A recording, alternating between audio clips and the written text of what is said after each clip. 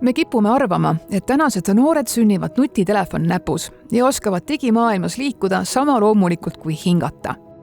Aga kas kiire sõrmetöö ja ekraani võimekus tähendab ka oskust eristada tõde valeinfost ja püsida turvalisena küberohtude keskel? Digioskused ei sünni kaasa, nad ei teki päris iseenesest, et samamoodi nagu me õpime tegelikult ujuma või arvutama, me peame ka teatud keerulisemaid digioskusi ikkagi omandama, õppima ja õpetama. Noorte digioskusi uuris rahvusvaheline teadusprojekt Youth Skills, mis jälgis 6 riigis 12–17-aastaste noorte suhet digitehnoloogiaga.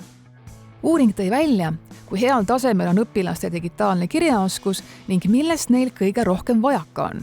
Meie tulemused näitavad, et õppimisruumi on omajagu, et isegi üllatavalt info otsimise ja töötlemise oskused, aga ka näiteks sisuloome oskused ei ole sugugi nii kõrgel tasemel, kui me võiksime eeldada. Milles üldse seisnes info otsimise ülesanne, et see ei olnud iseenesest midagi keerulist, et seal oli 3 küsimust, millele tuli veebist vastus leida.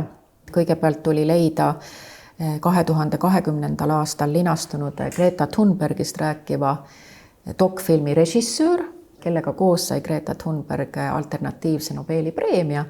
Ja 3. küsimus, mis osutus eriti raskeks pähkliks, oli see, et mis aastal anti esimest korda välja alternatiivne Nobeli preemia.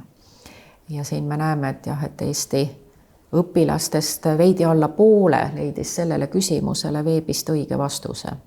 Väga palju noori võttis vastuse juba Google'i otsingu lehel kuvatavatest lausetest, aga see ei pruugi olla õige ja just info otsimise puhul on see kriitiline mõõde hästi oluline ja see ongi, mis ei ole nii kõrgel tasemel, kui ta võib-olla võiks olla.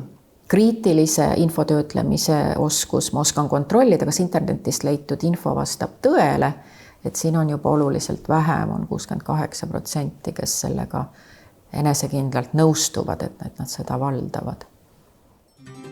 3 aastat kestnud jälgimine näitas, kuidas noorte digioskused ja hoiakud ajas muutuvad ja kuidas Eesti noored ses osas teiste riikide kõrval välja paistavad. Me eeldasime, et digioskused kasvavad, paranevad olulisel määral, aga üllatav oligi see, et paranesid väga vähe, nii-öelda kukesammu võrra.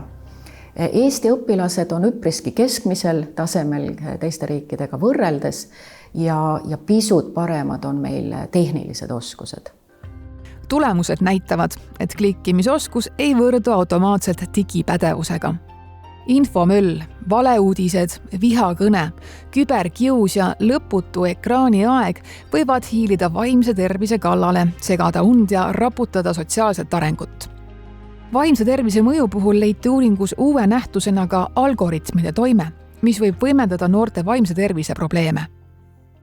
Näiteks kui need noored, kes on varasemalt kogenud internetis niisugust sisu, mida nad enam ei tahaks näha, satuvad sinna ikkagi uuesti just nimelt algoritmide mõjul ja nad peavad ise sellega toime tulema. Ja kõige markantsem näide on muidugi see, kui näiteks suitsiidikalduvusega noor satub üha uuesti niisuguse sisu peale, kus räägitakse enesetappudest.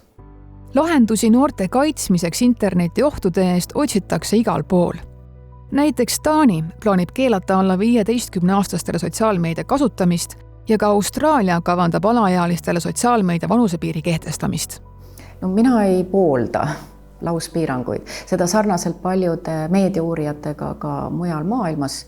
Noored on tõesti sündinud digitaalsesse maailma, et see maailm on nende jaoks elu lahutamatu osa ja nüüd niisuguste lauspiirangute seadmine tegelikult rikuks nende õigusi ja nad tunnetaksid ka seda väga teravalt, et nendelt võetakse midagi olulist ära ülekohtuselt, sest tegelikult ei ole probleem niivõrd lastes ja noortes. Probleem on ikkagi teatud laadi sisus, mis nendes keskkondades levib. Nendes samades algoritmides me peaksime vaatama pigem nende samade suurkorporatsioonide suunas ja kutsuma neid üles vastutustundlikumale eneseregulatsioonile.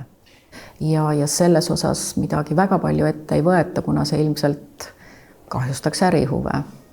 Tänapäeva aina kuhjuvas infosegaduses orienteerumiseks on väga hea nipp mõelda infost kui toidust.